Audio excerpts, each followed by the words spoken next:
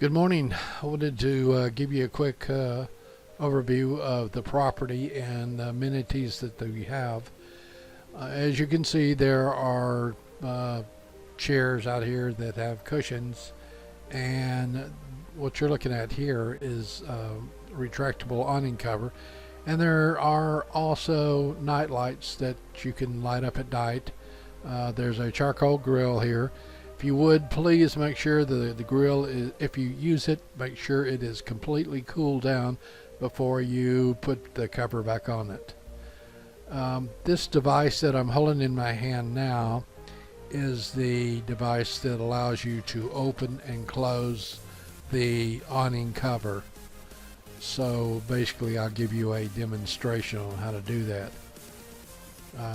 At the top of the awning you will see a little eyelet, and basically there's a hook that goes through that, and you simply just pull that and slide it and walk and slide, and it's going to open and close along those wires. Makes a nice shade in the sun for the afternoon or summer sun.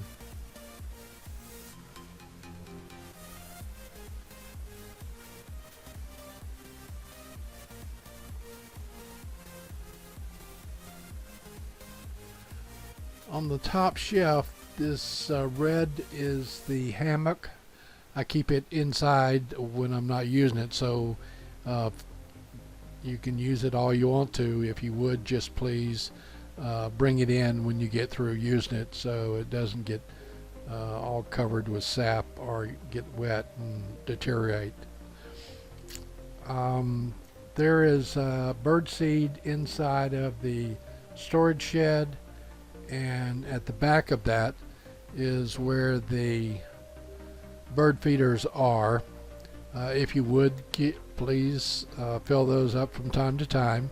The birds love it. You can sit outside if you have your own chairs and enjoy the birds that come in there to feed. There's water there as well that needs to be filled up, if you will. As you can see, there's a picnic table there, and as I'm walking back now toward the creek, you can see the hammock frame. The hammock hangs in this. You can move it around wherever you want to. The people that are on the lot now, they enjoy having it down by the water so they can lay in it and hear the sound of the water. Also, there's a fire pit there. You can move it around if needed. There's also some firewood that's over on the right hand side. You'll see two stacks of wood. The one on the right, the one closest to the water, is my wood, so use it if you would like. We're walking back to the back of the where the power, water, and electricity and sewer is. You can see the sewer line now. Make sure that you have yours if you've been RVing before.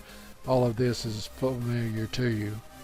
The metal grate is where the main water supply is, and this is the water supply that you can turn on and off.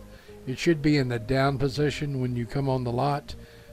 Please make sure that you put it back in the closed position when you leave. In the up position is when it's on.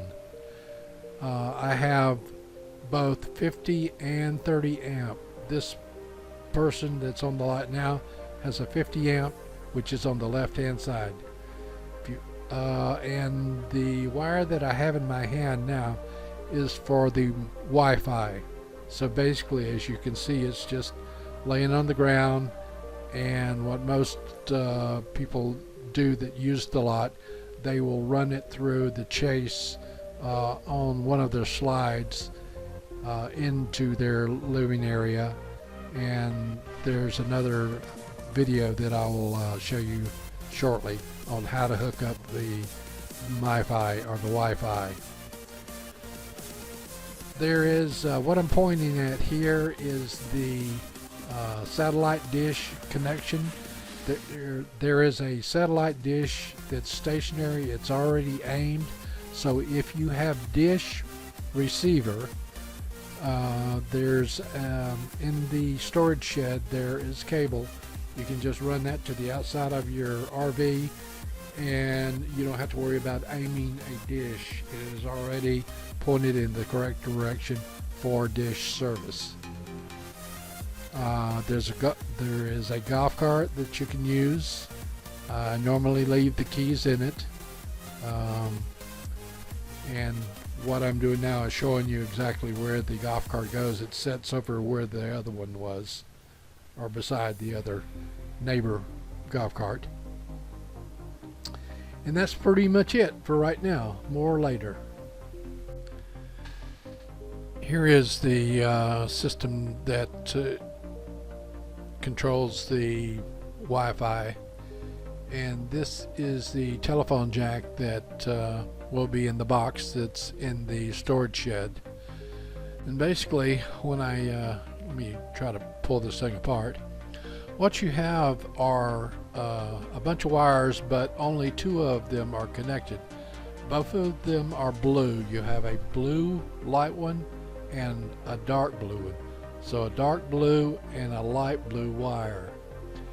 And whenever the person leaves that's there before you, they will cut off each one of those wires and leave a portion sticking out. So when you come in, you'll strip back the wire and it will tell you which lead to put that to.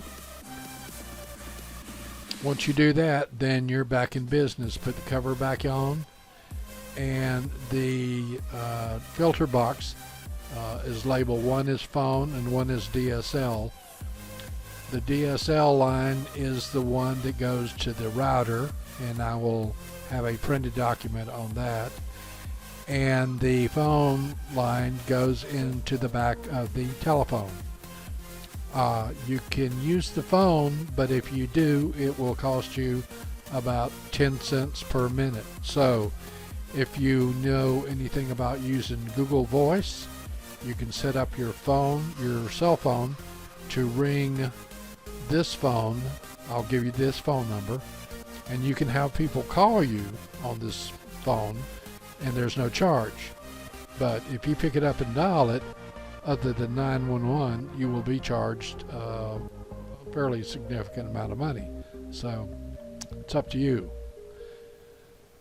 That's about all there is to that, and I will show you the information on how to hook this up in a printed document. I'll email that to you shortly, and I'll also make sure there is a printed copy in the box where the rest of these devices are stored in the storage shed. Hope you enjoy your stay at Paradise Valley, Lot 201.